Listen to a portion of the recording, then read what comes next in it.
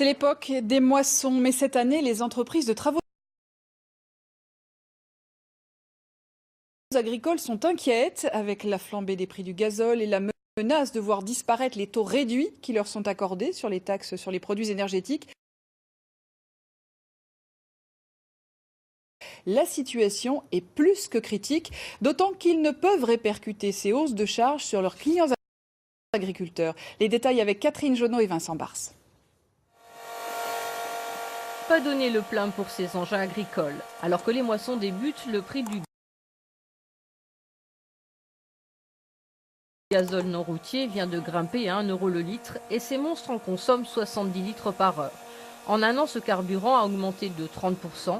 Il représente 15% des charges pour les entreprises de travaux agricoles. Alors cet été, cette patronne doit trouver des solutions. Aujourd'hui, je dois baisser mon salaire pour pouvoir faire face à cette augmentation. On met des choses en place. Ça fait plusieurs années que une fois par an, on fait des stages à nos chauffeurs pour qu'ils apprennent à conduire en économisant la consommation de fuel. Ça passe aussi par l'organisation des chantiers, car aujourd'hui, on travaille vraiment par secteur. Nous avons 5 machines, donc nous essayons effectivement de respecter certains secteurs pour éviter de se promener le maximum sur les routes. Donc tu as combien d'hectares, tu m'as dit ? 35. 35 hectares, très bien. Et il y a combien de parcelles ?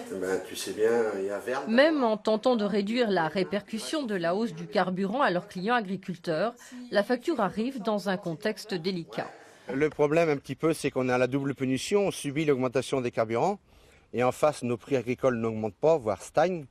Donc évidemment, d'un côté, vous n'avez pas une augmentation de produits, mais vous avez une augmentation de charges, donc vous êtes pénalisé 2 fois. Après l'orge, la récolte du blé et du colza débute. Une vingtaine de jours de moisson à plein rendement, de jour comme de nuit, pour les 800 entreprises bretonnes de travaux agricoles. Et une profession sur le qui-vive. Leur subvention sur le gazole agricole pourrait être supprimée. Le gouvernement a annoncé un coup de rabot sur les aides accordées aux entreprises.